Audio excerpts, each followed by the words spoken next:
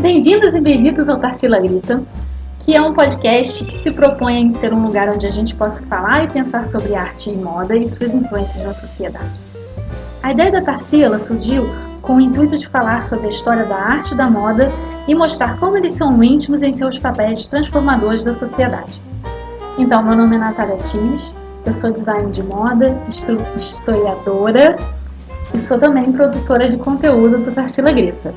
Eu sou Isabel Carvalho, professora de História da Arte, mestre em Estudos Contemporâneos das Artes, também produtora de conteúdo do Tarsila. Nós temos uma terceira colaboradora, que é a Luciana Tis, formada em Marketing, restauradora e editora do Tarsila Grita.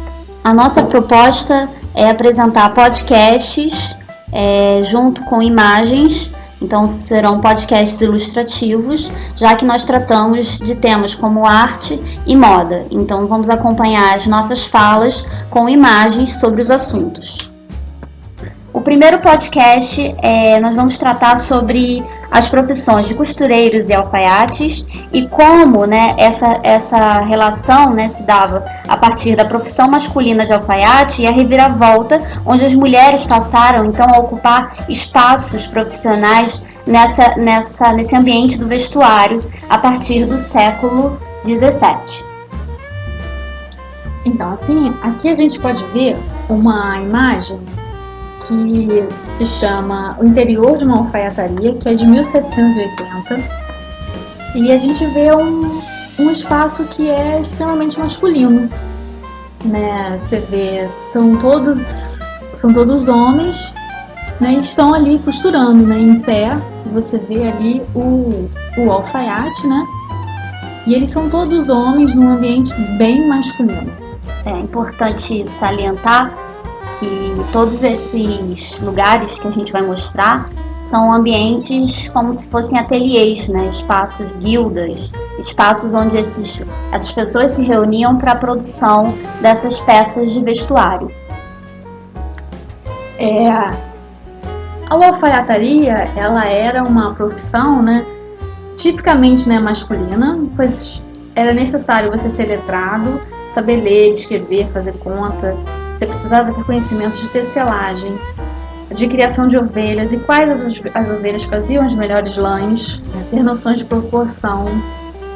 E agora nessa imagem, né, a gente pode ver que tem mulheres, né? Então, assim, as mulheres também tinham um certo protagonismo, mas elas faziam mais uma costura para casa.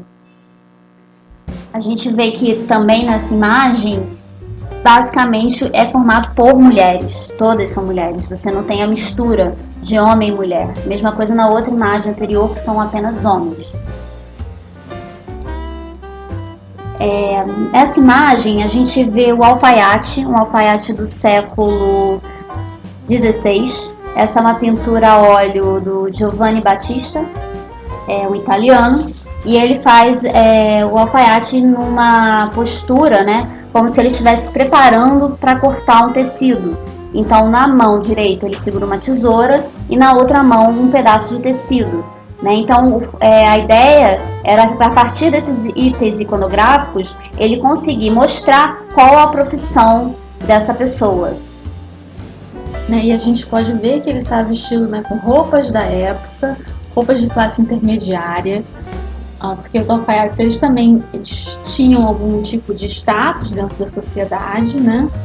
Se você costurava para, né, os reis, ou você costurava mais para as classes mais baixas, né? Então ele é de uma classe intermediária, que você pode ver claramente pelas roupas, que são boas, mas não de luxo. Exatamente. E ele tinha que se apresentar, né? Quando ele fosse vender, o alfaiate ele não era só o cara que fazia o molde, enfim, ele também vendia a roupa, então ele tinha que se apresentar para a pessoa que ia comprar. Bom, esse trabalho aqui é do artista Nicolas de Lamartine II, ele cerca de 1700. Ele foi responsável por uma série de trabalhos de retratos para nobres na França E ele vai fazer esse trabalho bem emblemático da carreira dele, que é uma série que mostra os costumes grotescos e as profissões. Então é interessante observar que, a partir dos elementos iconográficos que se atribuem ao alfaiate, ele constrói esse personagem. Então ele vai fazer um bibliotecário com livros, um cozinheiro com panelas, e aí ele vai trazer essa profissão do alfaiate, né, ele segurando numa mão novamente a tesoura, como aquela imagem do século 17 do Giovanni Battista, na outra uma parte do traje que ele está construindo, na mesa, né, a gente vê régua, vê papel, né, o tecido, né, que ele vai usar para construir essa roupa, e na sua cabeça ele traz uma caixinha, né, ele é como se ele fosse a própria profissão do alfaiate ali, como se ele incorporasse isso na sua própria roupa, né? Então ele tem fitas, ele tem vários elementos fuxicos, vários elementos atribuídos à costura. E nessa imagem aqui, né, diferente das outras duas, né, a gente tem uma mulher costurando sozinha, apenas com a agulha na mão, isso é do tecido que ela está costurando. Essa é uma pintura de Diego Velázquez, cerca de 1635 a 1643. Né? Assim, apesar da diferença de mais ou menos 100 anos, a gente ainda pode ver, né, entre a primeira lá do Giovanni Battista com a do Diego Velázquez, a gente ainda pode ver essa divisão, né, dos homens e das mulheres dentro do seu ateliê de costura. Exatamente. E também a gente pode pensar que essa imagem do Velázquez seria de uma costureira caseira, né? Não de uma mulher profissional.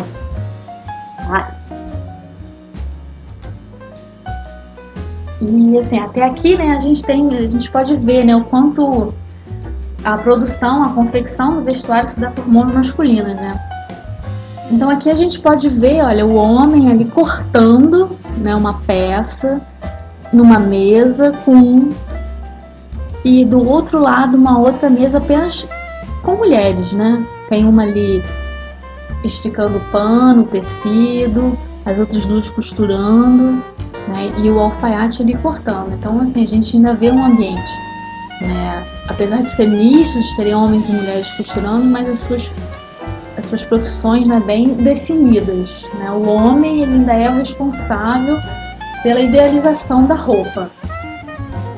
E aí cabe à mulher a costura, juntar as peças, né? E assim, se vocês observarem atrás, também no fundo dessa imagem, a gente tem um homem vestindo um manequim, né? Ele tinha esse outro papel, né, ele por trás, né? Ele que fazia os testes, né, da roupa, enfim.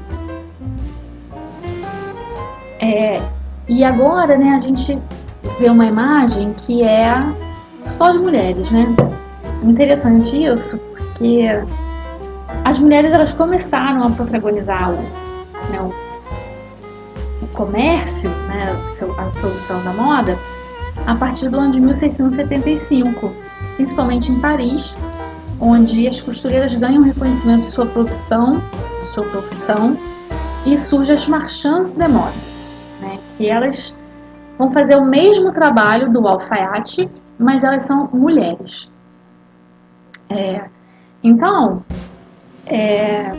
a partir dessa época, né, século 17, 18, elas estão começando a ganhar espaço nessa parte dessa profissionalização mesmo, que não só seria o alfaiate e a costureira, essa divisão. A mulher ela dominaria tudo, né? Ela faria como o alfaiate.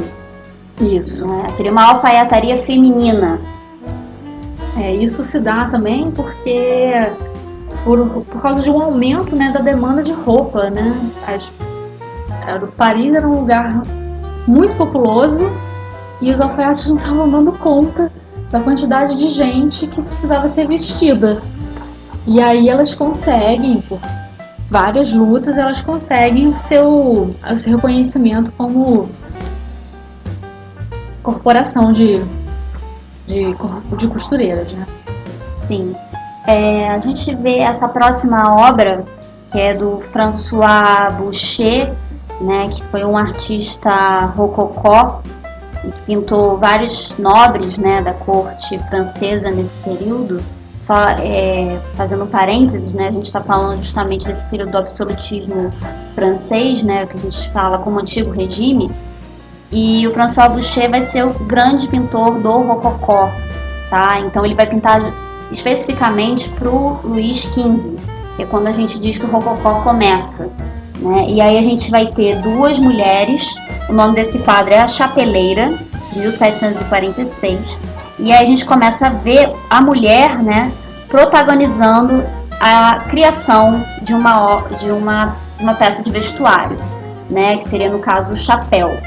Então ela está mexendo, as duas, né, mexem numa caixa de fitas, né, e a fita vai ser um adereço muito utilizado no século XVIII, né, por conta do exagero, né, dessa época.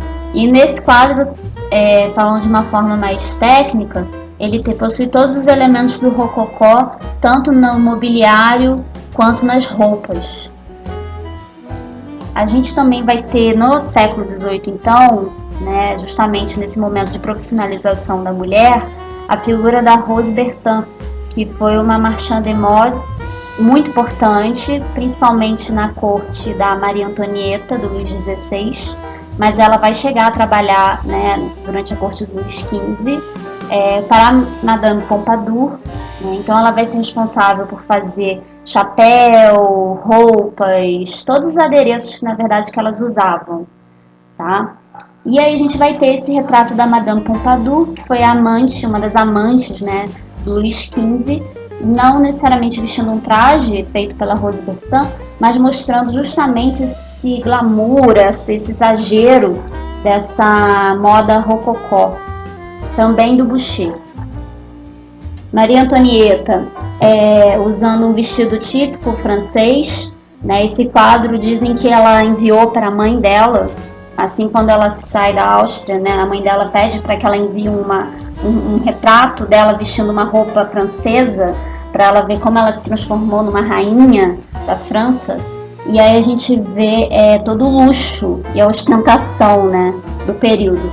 As penas, né, Maria Antonieta era conhecida por usar muita pluma nos seus penteados, né, o cabelo dela era muito longo, tinha cerca de 1 metro de comprimento, solto, né, então ela podia fazer vários penteados, usava peruca, enfim.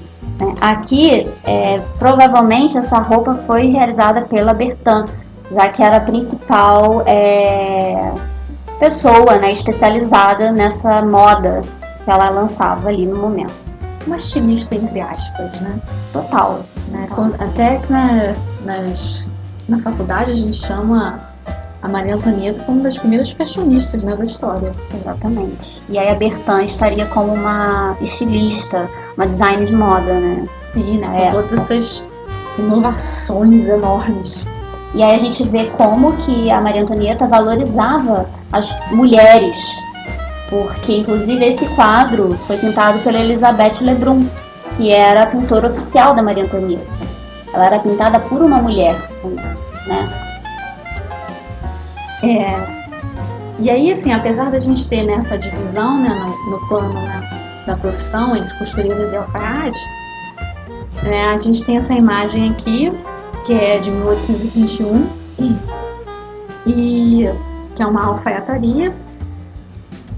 E assim, os homens ainda vão ditar, né, a moda e o corpo feminino durante muito tempo. E esse ambiente é um ambiente muito masculino, né, que seria o ateliê, né, esse espaço de onde se faziam as provas, né, tiravam-se as medidas. A gente vê claramente que ali não é o espaço onde se confecciona as roupas, né, mas onde tem a relação alfaiate e cliente, né, eles são recepcionados por um espaço agradável, né. E aí a gente começa a ver, né, essa divisão entre o espaço do ateliê, o espaço onde se confecciona a obra, e o espaço onde se apresenta a obra, não a roupa, né? Não deixa de ser uma obra, né? Onde se apresenta a roupa né, para o cliente, onde se tira a medida, onde se entra em contato com o cliente mesmo. E falando em século XIX, a gente tem que mostrar um dos primeiros grandes estilistas, né, assim por dizer, da moda, que é Charles Frederick Worth. Ele foi um dos responsáveis pela criação da alta costura, né?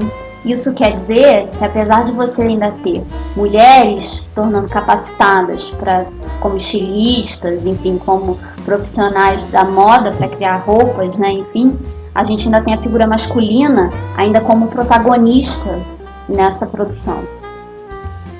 Então, a gente consegue visualizar aqui um espaço onde se dão a confecção da obra, da roupa, que são justamente mulheres e homens novamente mesclando, né, os dois gêneros, né? E aí a gente vê como que o homem, né, daquela coisa de modelista, alfaiate, enfim, também trabalha com máquina de costura, né? Ele começa ali a trabalhar junto na confecção. Então você também vê, né, essa via oposta. Ao mesmo tempo que a mulher vai ocupando esse espaço de estilista, do cabeça da roupa, a gente tem a inversão também. O homem que ocupa a parte da costura, o costureiro, né? E aí é um ateliê tradicional, bem assim, real, né? Porque se trata de uma fotografia, então a gente vê restos de material jogados no chão, moldes na parede e tudo mais. E aqui a gente tem uma foto, né, do Salão Worth, que, né, diferente daquela imagem de 1821, a gente vê duas mulheres, né, numa frente de loja, né, mostrando o vestido, né, um ambiente tipicamente feminino. Apesar, né, de o estilista ser um homem, eles criam esse ambiente feminino justamente para atender as mulheres, as clientes mulheres. E aí você tinha uma vendedora mulher ali, como vocês podem observar na foto. Sim, para os homens, né, um ambiente masculino, com homens trabalhando em função, né, de outros homens. Exatamente. E novamente, como aquele ateliê que a gente mostrou, né, que era bem mais... Ateliê não, aquele espaço que era bem masculino, né, nas anteriores, nesse caso eles constroem esse ambiente feminino para atender esse público das mulheres. Então, assim, né, e para concluir, assim, né, mesmo com as mulheres ganhando, né, o seu espaço no século XVI, ainda serão necessários 2 séculos para as mulheres começarem a fazer a grande diferença, né, no mundo da moda, que só vai acontecer mesmo a partir da Primeira Guerra Mundial. Isso aí. Então, gente, muito obrigada. A gente finaliza aqui mais um podcast. Próximo podcast a gente vai falar um pouco mais sobre esse assunto. E aí, sigam a gente aqui, se inscrevam, sigam nossa página do Instagram também. As informações sobre as obras citadas aqui estarão na descrição. Muito obrigada. Muito obrigada a vocês. Até o próximo.